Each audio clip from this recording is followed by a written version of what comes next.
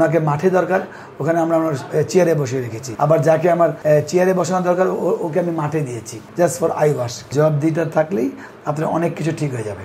গণ অভ্যুত্থানের মাধ্যমে স্বৈরাচার সরকারের পতন হয়েছে, দেশ সংস্কার চলছে, সবখানে পরিবর্তন হচ্ছে, বাদ যাবে না ক্রীড়া সেক্টরও। আর বাংলাদেশের ক্রীড়ার কথা বললে ক্রিকেটটাই সবার আগে উঠে আসবে।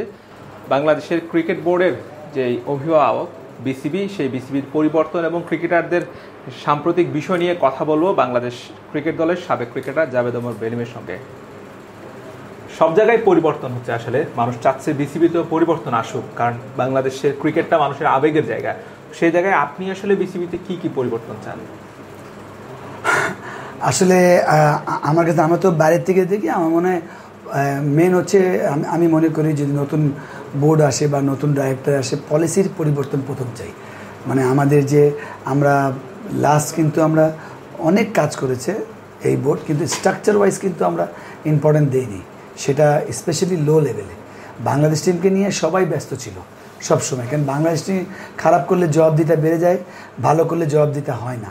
ওই একটা জায়গায় যেহেতু আমার সুযোগ হয়েছে সেকেন্ড ডিভিশন দেখার, এইজ লেভেল দেখার, ওই একটা জায়গায় আমরা কতটুক ক্রিকেট বা স্কুল ক্রিকেট, কতটুক কোয়ালিটি ক্রিকেট খেলছি, কতটুক ক্রিকেট বোর্ড মাথা ঘামাচ্ছে তাদের লোকজন, ওই একটা জায়গায় আমি খুব বড় পরিবর্তন চাই। কেন আপনার কাছে যদি আপনি যতই বড় দল থাকেন, যদি এক্সাম্পল দেয় ওয়েস্ট ইন্ডিজ, যদি এক্সাম্পল দেয় জিম্বাবুয়ে, এরা কিন্তু ওরা স্ট্রাকচারের দিকে বেশি মাথা ঘামায়নি, তারা লো ক্রিকেটে বেশি মাথা ঘামায়নি। আজকে শ্রীলঙ্কা যদি বলেন, তাদের স্কুল ক্রিকেট বলেন খুবই স্ট্রং। তো ওই একটা জায়গায় আজকে আমরা 24 বছর আমরা টেস্ট ম্যাচ খেলছি, তো ওই একটা জায়গায় আমি মানে বড় পরিবর্তন চাই। আর অন্য যে সেক্টরগুলো আছে ওইখানে আমি একটু মানে জবাব দিতে চাই, যেটা আমাদের কখনোই মানে হয়তো 1 ম্যান শো বা 2 ম্যান শো ছিল, ওই জায়গায় জবাব দিতে ছিল না। তো ওই একটা জায়গা, এই দুটো পরিবর্তন হলে সব কিছু অটোমেটিক পরিবর্তন হয়ে যাবে। বোর্ডে আসলে পরিবর্তনটা হবে, সেটা আসলে নিঃসন্দেহে বলা যায় যে আপনি আসলে বিসিবির দায়িত্বে বা কাকে দেখতে চান, বা এমন কোনো আপনার পছন্দের ব্যক্তি আছেন যারা আসলে ক্রিকেট নিয়ে কাজ করে, তারা আসলে বাংলাদেশের ক্রিকেটের ভালো হবে?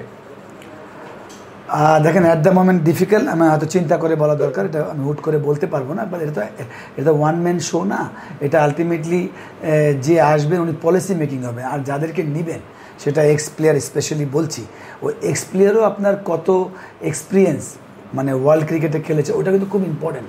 কারণ মাঠের আপনি বাই রিটার্ন আপনি যে কেউ 100তে 100 পেয়ে যাবে, ভালো ছাত্র ক্রিকেট নিয়ে লেখে, কিন্তু যারা যে চ্যাম্পিয়ন প্লেয়ার ও কিন্তু ওর লেখে না, ও প্র্যাকটিক্যালি কাজ করবে বা ইনস্ট্রাকশন আমরা এইভাবে চাচ্ছি। কেন ও ওই লেভেলে সার্ভাইভ করে ওই জায়গায় খেলেছে, সে যে কোনো প্লেয়ারই হোক, ইন্টারন্যাশনাল প্লেয়ার হোক বা আমাদের বাংলাদেশের ইন্টারন্যাশনাল প্লেয়ার হোক। তো ওই একটা জায়গায় আমরা কিন্তু আমার কাছে মনে হয় কাকে কাকে দেওয়া উচিত, কিভাবে দেওয়া উচিত, যারা এখন কমিটি হবে, যারা ডিসিশন মেকার, তাদেরকে এই জিনিসটাও মাথা ঘামাইতে হবে। কারণ আমরা হয়তো নিয়েছি, হয়তো এমন আমরা মনে করি যে ধরেন ওনাকে মাঠে দরকার, ওখানে আমরা চেয়ারে বসিয়ে রেখেছি, জাস্ট ফর আই ওয়াশ কিছু কথা।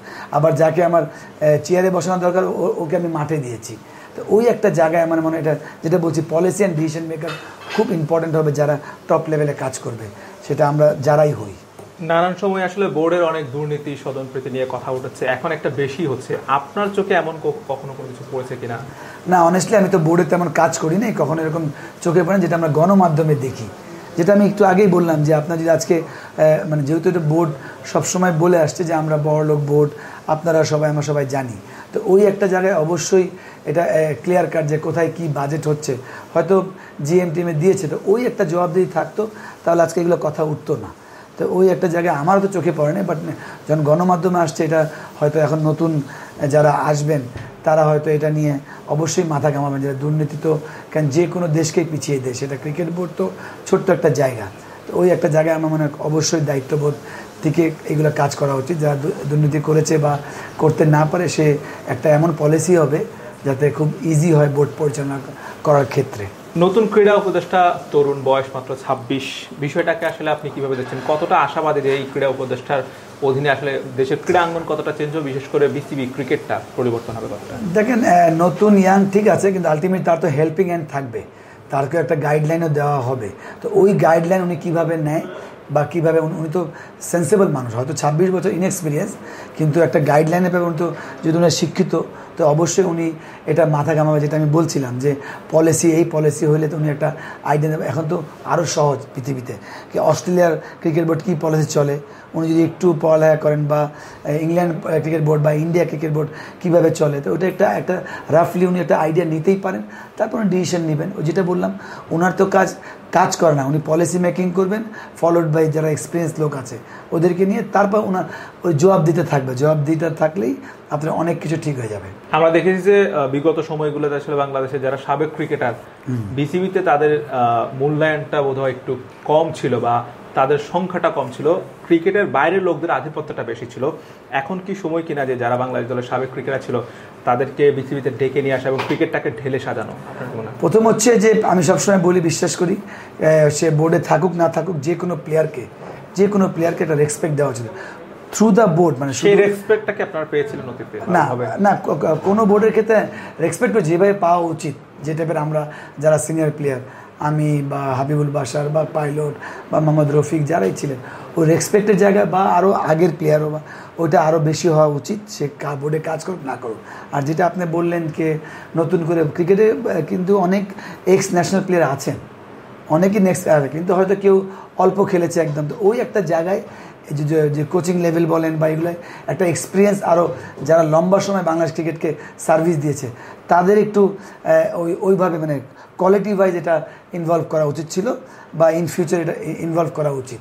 কোচের কথা বললেন, সেই প্রসঙ্গে আসি যে আসলে বিপিএলে মঈন আলী কুমিল্লা ভিক্টোরিয়ান্সে খেলেছেন। মঈন আলী সারা বিশ্বের ভান্ডারে যেগুলোতে খেলেন, তিনি বলেছিলেন যে মোহাম্মদ সালাউদ্দিন একটা বড় মানের কোচ, তিনি কেন বাংলাদেশ দলের হেড কোচ হচ্ছেন না বা তাকে কেন নিয়োগ দেওয়া হচ্ছে না, সেটা নিয়ে আসলে প্রশ্ন তুলেছেন, তিনি নিজে প্রশ্ন তুলেছেন। এবং তার অনেক সুনাম আছে মোহাম্মদ সালাউদ্দিনের, এবং তার যেমন সুনাম আছে তেমনি সান্ডুকে হাতুর সিংকে নিয়ে অনেক বেশি বিতর্ক আছে। আসলে এই জায়গাটাতে আসলে পরিবর্তনের সময় কিনা, বা মোহাম্মদ সালাউদ্দিনকে ক্রিকেট থেকে আনা যায় কিনা? আপনি তো একটা কোচ দিয়ে তো আপনার ক্রিকেট চেঞ্জ করতে পারবেন না, যেটা আমি বললাম, আপনারা ওইভাবে তৈরি করতে পারেননি। যারা এক্স ন্যাশনাল প্লেয়ার, আপনার অনেককে আমি নাম বলতে পারবো, কিন্তু তাদেরকে আমরা কোচ হিসাবে ইউজ করি নাই, বলে তারা কোচ হলে ভালো হতে পারতো, যারা এত লম্বা সময় খেলেছে, সেটা অনেকেই হতে পারে। তো ওই জায়গায় আমরা এটাই বললাম যে পলিসিতে আমরা এটা করি নাই, আমরা করেছি একদম মানে যে কোনো চয়েস নেই যাদের, তাদেরকে আমরা অফার করেছি যে ইকোনমিক্যালভাবে তারা বাধ্য হয়েছে করতে। তো সালাউদ্দিনকে একা তো নিয়ে আর পুরো ক্রিকেট না, অবশ্যই সালাউদ্দিন একজন অনেক বছর যাবৎ আমার সময় ফিল্ডিং কোচ ছিলেন, তারপর আমি যেমন পাইলট একসময় কোচ ছিল কুমিল্লার, রফিক ভাই কোচিং করায় আপনার রংপুর, আমি রংপুরে হেড কোচ ছিলাম। তো ওগুলো আমরা ওইভাবে ইন্সপায়ার পাইনি, যেভাবে আমাদের যারা এক্স ন্যাশনাল প্লেয়ার তারা যে একটা তাদেরকে মানে ইন্সপায়ার করে লেভেল 2, তাদের যেমন আমরা লেভেল 2 আমরা নিজের থেকে করেছি, তাই ওইভাবে ওদের করানো বা লেভেল 3 করানো, বা তাদেরকে বলাকে ব্যাটিং কোচ, যেমন আমি যে ব্যাটসম্যান, আমি ব্যাটিং করে কোচিং করতে চাই, আপনি যান, বা এটা হওয়া দরকার। ইভেন গ্রাউন্ডসম্যান হয়তো অনেকেই পিচ ক্রিকেটার হয়তো ইন্টারেস্টেড, তাহলে ওই জায়গাটা আপনি আপনি একটা কোর্স করালেন, ওকে আপনি এক্স ন্যাশনাল পিচ ক্রিকেটার করালেন, ওইগুলো হয় না, ওইগুলোরই আছে কিন্তু সব এফেক্ট। বা লো লেভেলে যে কোচিং হয়, নিচু লেভেলে আমি মনে করি খুব পুয়ার কোচিং হয়। ওখানে যদি আপনারা টপ প্লেয়ারকে দিয়ে টেকনিক্যাল যে ওই আপনি কাজ করাতেন, ওটাই তো আসল। আমরা হয়তো আন্ডার-19 এই টিমে এসে ব্যাটিং গ্রিপ চেঞ্জ করি, আমাদের সময় তো ছিল, এখনও আছে, যেটা খুবই দুঃখজনক। আপনার লো লেভেল থেকে আপনার কোচিংটা বেশি ইম্পর্টেন্ট। আপনার সালাউদ্দিনকে আমি মনে করি নিচুর লেভেলে আপনি কাজ করাবেন, যারা আমাদের একদম পুরো ওইখানে আপনি ওইভাবে স্যালারি দিবেন, ও কাজ করলে আরও ভালো। কারণ ন্যাশনাল টিমকে শেখানোর কিছু নাই, কোচ হচ্ছে 10%। এইগুলো যেমন হাতুরা সিংকে আপনি টেকনিক যদি আপনি নিচে কাজ করাবেন, উপরে ঠিক আছে একটা সাইনবোর্ড থাকবে, ফাইন, যেহেতু আমাদের ইমোশনাল জাতি, ঘা ঘেঁষা জাতি, আপনারা ফরেন কোচ রাখলেন, ফলোড বাই আপনার লোকাল কোচ, কোয়ালিফাইড কোচ।